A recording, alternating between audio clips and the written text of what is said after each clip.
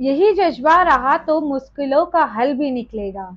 यही जज्बा रहा तो मुश्किलों का हल भी निकलेगा। जमी मंजर जमी बंजर हुई तो जल भी निकलेगा। जमी बंजर हुई तो वहीं से जल भी निकलेगा। ना हो मायूस ना घबरा अंधेरे से मेरे साथी, इन्हीं रातों के दामन से सुनहरा कल भी निकलेगा। हिंदी की इस ऑनलाइन क्लास में आप सभी का स्वागत, अभिनंदन और आभार। आज मैं आपको पढ़ाने वाली हूँ वर्णमाला से संबंधित परीक्षा उपयोगी महत्वपूर्ण वस्तुनिष्ठ प्रश्न, और आप उनके आंसर दे सकते हैं और अच्छे से आप पढ़ सकते हैं। इनमें मैं आपको बताऊंगी या पढ़ा रही हूँ। इसमें जैसे हमारा है व और फ का उच्चारण स्थान की बात कर लेते हैं। व और फ का उच्चारण स्थान है दंत ओष्ठ। ऋण ऋण में जो र किसकी मात्रा होती है, ऋण लिखते हैं ना हम, ऋण में जो र मात्रा होती है वो होती है हमारी किसकी होती है, री की मात्रा होती है। केवल मुख से बोले जाने वाले शब्दों को हम क्या कहते हैं, जो मुख से बोले जाते हैं उसे कहते हैं निर्नुनासिक। अक्षर किसकी छोटी इकाई होती है, अक्षर हमारे पद की छोटी इकाई होती है।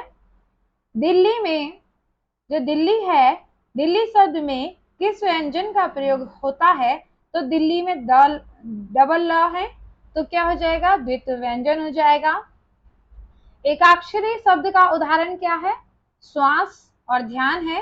कभी आपने श्वासों तो सुना नहीं होगा या ध्यानो नहीं सुना होगा। अनुनासिक स्वरों में किस चिन्ह का प्रयोग होता है, तो जो अनुनासिक स्वर होते हैं उसमें चंद्र बिंदु का प्रयोग किया जाता है, और इनका संबंध जो होता है वो नाक और मुख से दोनों से होता है।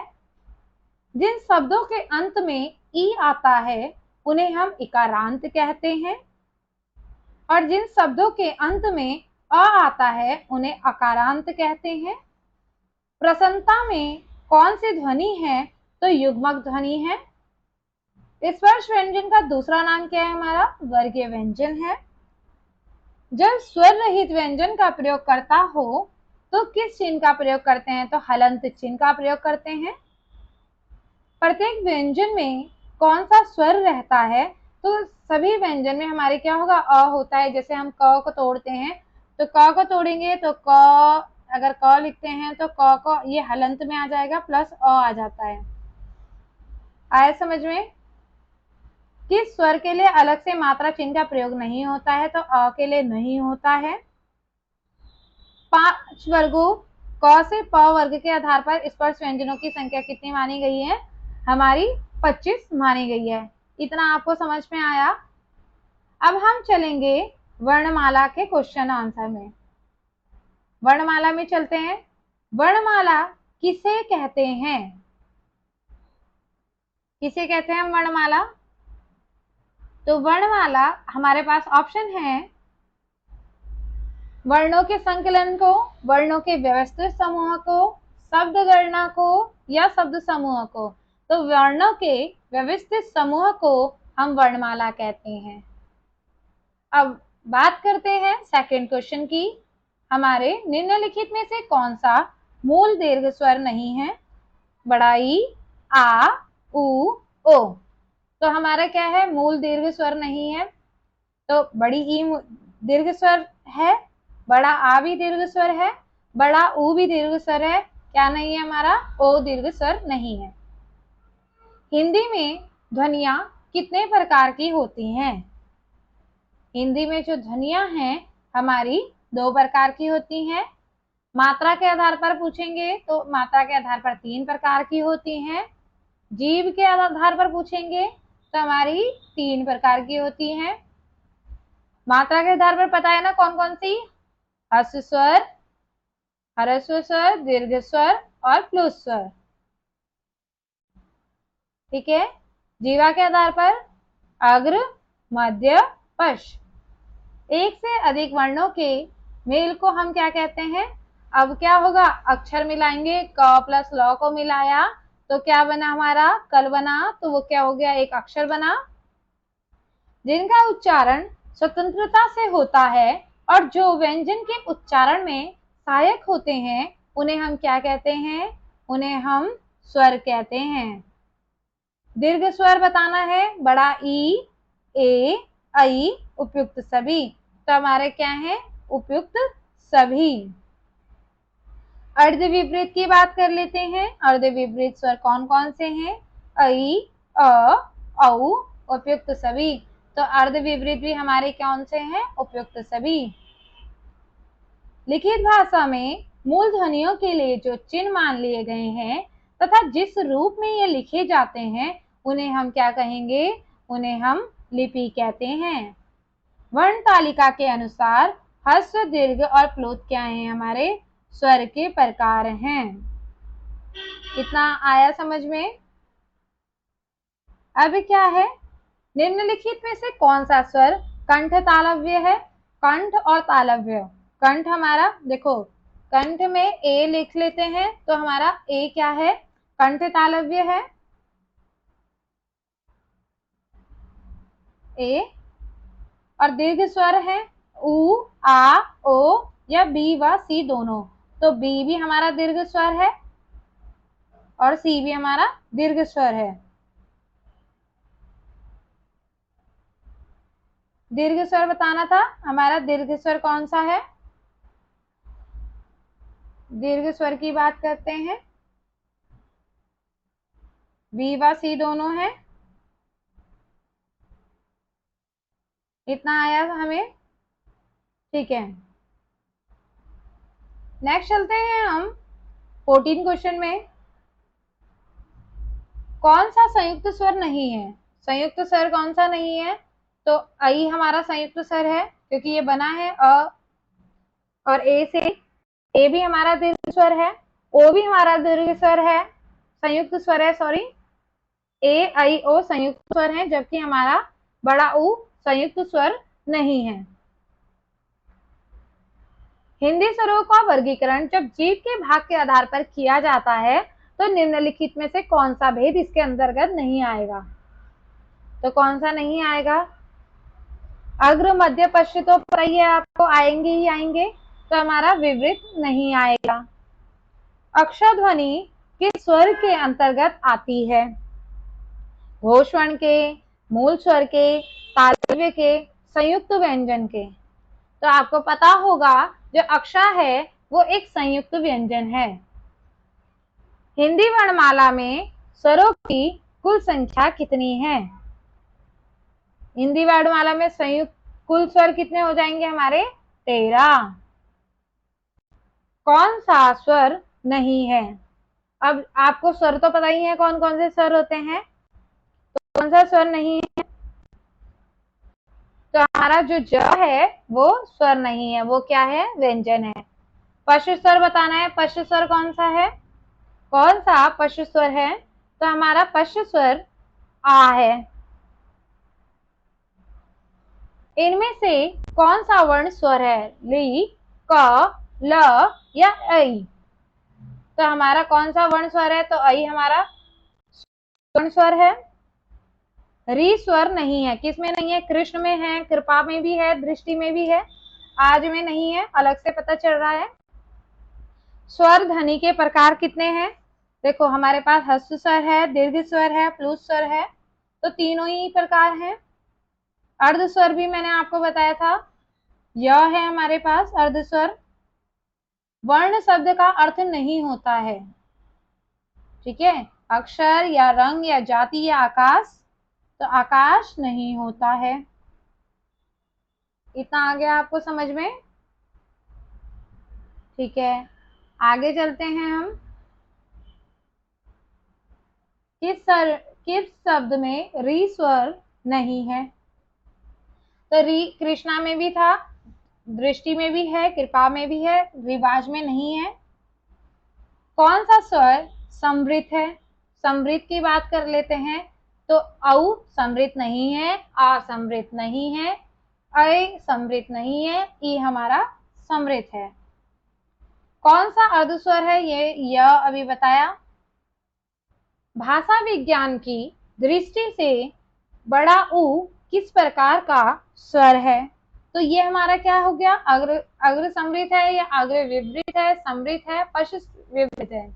तो हमारा ये समृद्ध है। मैंने आपको पढ़ाया था क्लास में कि समृद्ध किसे कहते हैं, विविध किसे कहते हैं। पाणिनि शिक्षा में ध्वनियों के वर्गीकृत करने के कौन से 5 आधार स्वीकार किए गए हैं? स्वर, काल, स्थान, प्रयत्न, अनुप्रदान। कौन कौन से हैं? स्वर, काल, स्थान, प्रयत्न, अनुप्रदान। मात्रा स्वर को हम क्या कहते हैं?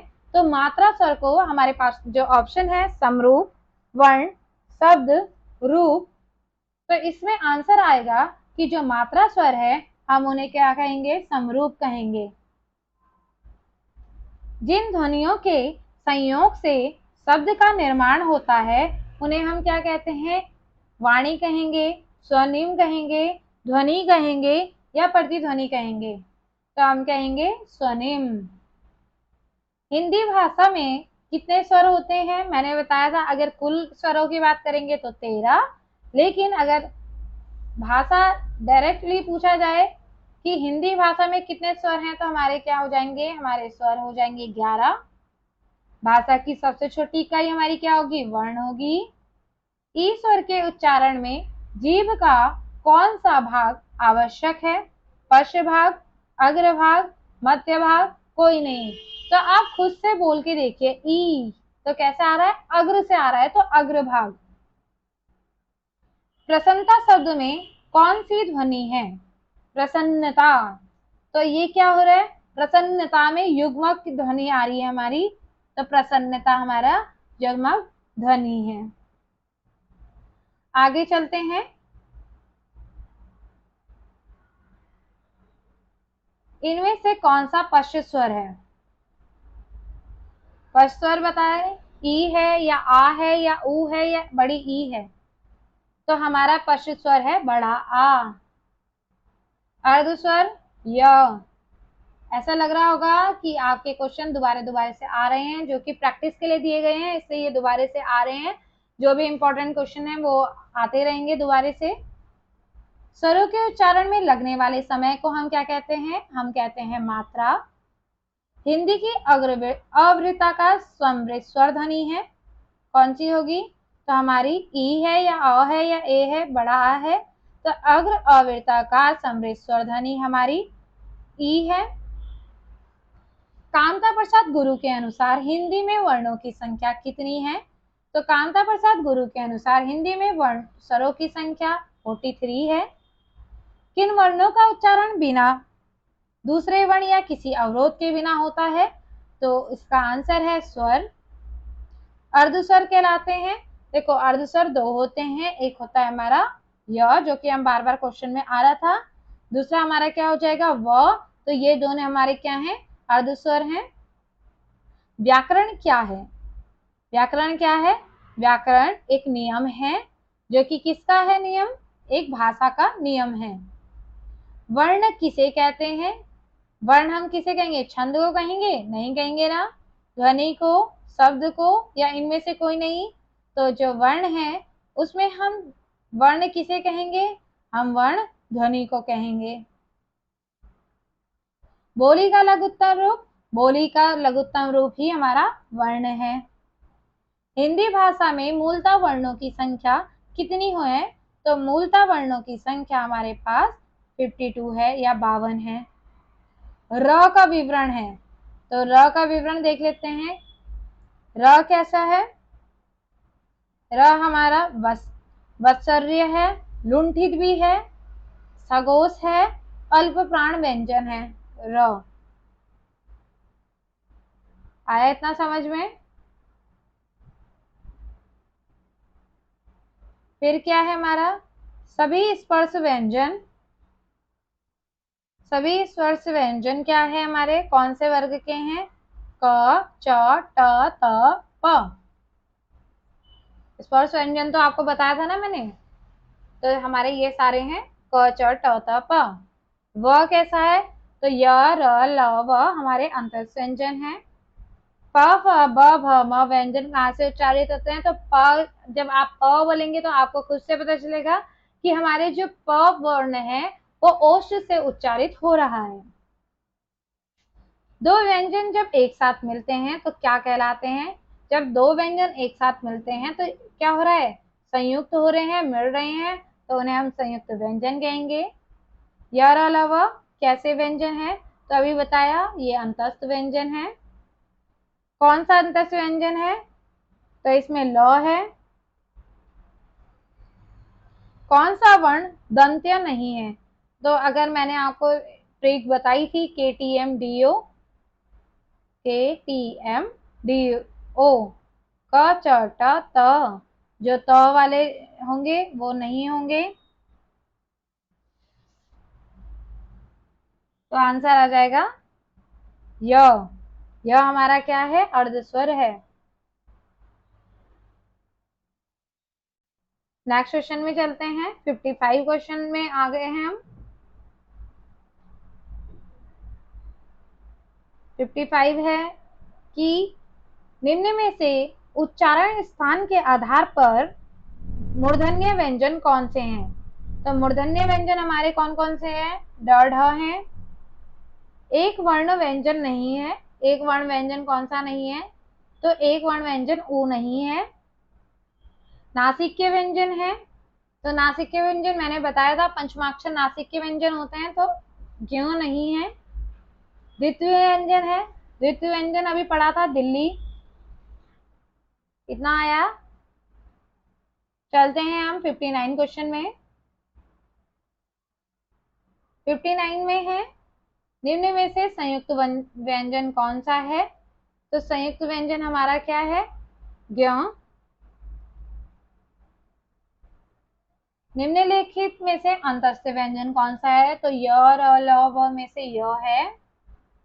तालव्य व्यंजन कौन से हैं? फिर से कर लो, क KTM DO कर लो। तो सेकंड वाला होगा च वाला वर्ग।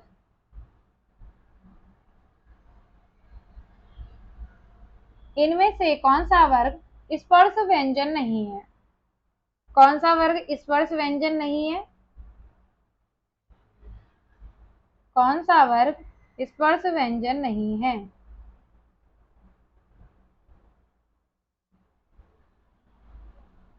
तो हमारा यह स्पर्श व्यंजन नहीं है। यह हमारा स्पर्श व्यंजन नहीं है। ट वर्ग में किस प्रकार के व्यंजन है? तो ट किस प्रकार का व्यंजन होगा हमारा? ट हमारा मूर्धन्य व्यंजन है। कौन सा संयुक्त व्यंजन नहीं है? संयुक्त व्यंजन नहीं है, कौन सा नहीं बना है संयुक्त व्यंजन? तो हमारा संयुक्त व्यंजन श नहीं है, क्योंकि ये किसी से मिलके मतलब नहीं बना है। अक्षा बना है, श्र बना है, त्र भी बना है। हिंदी वर्णमाला में व्यंजनों की संख्या 33 है, 33 बोलेंगे। अंतस्थ व्यंजन नहीं है, तो य र ल व तो है, य भी है, व भी है, र भी है, ह नहीं है। हिंदी की द्वंद ध्वनियां कौन सी है?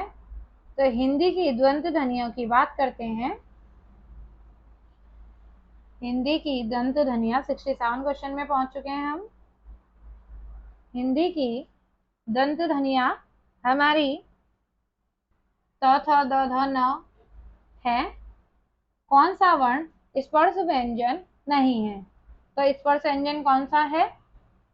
कौन सा नहीं है? अक्षर नहीं है। कौन कौन से वर्ग वाले होते हैं? क वर्ग, च वर्ग, ट वर्ग, त वर्ग। क च ट त प। निम्नलिखित में से कौन सा व्यंजन पार्श्विक है? तो पार्श्विक हमारा ल है। क व्यंजन के विषय में निम्न में से कौन सा सही है? तो क की बात करते हैं। क हमारा क्या है? एक तो क जल्दी बोला जा रहा है, मतलब अल्प प्राण। क अघोष भी है, स्पर्श व्यंजन भी है, और क कंठ से निकल रहा है, तो डी इसका आंसर हो जाएगा, कंठ ध्वनि। आधुनिक व्याकरण की दृष्टि से ब वर्ण का वैशिष्ट्य है। तो आधुनिक व्याकरण की दृष्टि से जो ब वर्ण है वो कैसा है? वो द्यष्ट है, स्पर्श है, अल्प प्राण है, घोष है, निर्नासिक है। इसका आंसर सी हो जाएगा। श्र एक संयुक्त व्यंजन है। इसमें किन दो वर्णों को सम्मिलित किया जाता है? तो श्र कई बार पूछा जाता है कि श्र किस प्रकार का वर्ण है या किससे मिलकर बना है? तो श और र वर्णों को मिलकर बना है। ओष्ठ व्यंजन ध्वनिया की बात कर लेते हैं, कौन सी है, थ है या अ है या ज या भ है, तो प वर्ग जो है वो हमारी क्या है, ओष्ठ ध्वनि व्यंजन है। सही कथन चिन्हते हैं, अवधेश का विग्रह अवधन देश होता है। हिंदी में व्यंजनों की संख्या 60 है। यह और वह ध्वनियां अर्धस्वर कहलाती हैं। व्यंजन का उच्चारण बिना स्वर की सहायता से हो सकता है। तो मैंने आपको बताया था यह और वह अर्धस्वर कहलाती हैं। आया इतना समझ में? 75 क्वेश्चन में चलेंगे, 75 में चलते हैं। तो 75 व्यंजन और स्वर के संयुक्त को क्या कहते हैं, तो हम क्या कहेंगे, अक्षर कहेंगे। कौन सी ध्वनियां संयुक्त व्यंजन है, तो च च तो नहीं है, च है, औ ट नहीं है, तो क्या है, अलग अलग वर्णों से मिलकर बनी है, इसलिए ये क्या है, संयुक्त व्यंजन है। कौन सा व्यंजन स्पर्श ध्वनिया स्पर्श संघर्षी की बात हो रही है, तो जो च वर्ग होता है वो हमारा स्पर्श संघर्षी होता है, च छ ज झ झ। कामता प्रसाद गुरु ने बाह्य प्रयत्न के अनुसार व्यंजनों के कितने भेद माने हैं, तो कितने भेद माने हैं उन्होंने, 78 मतलब 78, सॉरी, व्यंजनों के कितने भेद माने हैं, तो 2 माने हैं। कितना आया? अब चलते हैं 79 क्वेश्चन में। उच्छिप्त व्यंजन बता दीजिए। उच्छिप्त व्यंजन है हमारा ड ढ दोनों। हिंदी में स्पर्श व्यंजनों की संख्या कितनी है, हिंदी में स्पर्श व्यंजनों की संख्या 25 है। क च ट त प 5 वर्ग हो गए। लुंठित व्यंजन, लुंठित व्यंजन कौन सा है हमारा, र वर्ग है। हमेशा याद रखना, अगर ल पूछा जा रहा है लुंठित, तो ल तो आएगा नहीं, क्योंकि आप सभी कंफ्यूज रहते हैं एग्जाम टाइम पे कि लुंठित व्यंजन ल या र, दोनों में कंफ्यूज हो जाते हो। तो ल जहाँ पे होगा वहां पे ल आंसर नहीं होगा। निम्न में से कौन सा व्यंजन मूल व्यंजन नहीं है, तो मूल व्यंजन कौन सा नहीं है, अक्षा नहीं है। विसर्ग से बना शब्द कौन सा है, विसर्ग से आपको दिख रहा होगा, विसर्ग से डायरेक्ट आप ए में आंसर दे सकते हैं, निष्प्रह। हिंदी शब्दकोश में अंग व अह किस वर्ण के साथ आता है, तो अ, अंग और अह की बात करते हैं, तो अंग और अह हमारे अह वर्ण के साथ आ जाता है। हिंदी वर्णमाला में अ और अह क्या है, तो ये क्या है हमारे, बताया था मैंने आपको, अयोगवाह स्वर। अयोगवाह कहा जाता है, किसे कहा जाता है, अयोगवाह स्वर किसे कहा जा रहा है, तो अयोगवाह स्वर विसर्ग को कहा जा रहा है, जो इसमें बिंदु आ रही है उन्हें कहा जा रहा है। निम्न में अल्पप्राण व्यंजन कौन सा है, अल्पप्राण व्यंजन की बात कर लेते हैं। तो अल्पप्राण व्यंजन हमारे पास ग है, क्योंकि आपको पता होगा पहला और तीसरा वर्ग अल्पप्राण में गिना जाता है, पहला, तीसरा और पांचवा। अल्पप्राण वर्ण कौन से हैं, दोबारा से देख लीजिए 88 वाले आंसर में क और ग। कौन सा व्यंजन अल्पप्राण है, तो ख, त थ, थ नहीं है, ख नहीं है, प फ नहीं है, मतलब च है। आ गया। अल्पप्राण ध्वनियों का समूह कौन सा है, तो देखो च है, छ नहीं है, ज है, झ नहीं है, ज्ञ, तो ए आंसर इसका जाएगा। कौन सी ध्वनि अल्प प्राण है, अल्प प्राण की बात हो रही है, ध है नहीं है, ख है नहीं है, त वर्ग जो त है वो अल्प प्राण है, क्योंकि पहले नंबर पे है। कौन एक अल्प प्राण ध्वनि है, क एक अल्प प्राण ध्वनि है। आया इतना। 93 क्वेश्चन में चलते हैं। 93 अघोष अल्पप्राण ध्वनि कौन सी होती है? अघोष पता है आपको ना? तो हमारे क और त अघोष अल्पप्राण है। जिन व्यंजनों के उच्चारण में मुख से कम हवा निकले उसे हम क्या कहेंगे? अल्पप्राण। 1, 3, 5 हमारा क्या है? ये भी हमारा क्या है? अल्पप्राण। सभी महाप्राण वर्णों वाला वर्ग कौन सा है? सभी महाप्राण वाला वर्णों वाला वर्ग हमारा कौन सा होगा? छ है, इसमें च अल्प प्राण वाला है इसलिए नहीं होगा। ख, छ, ठ ये हमारा महाप्राण वाला वर्ण है।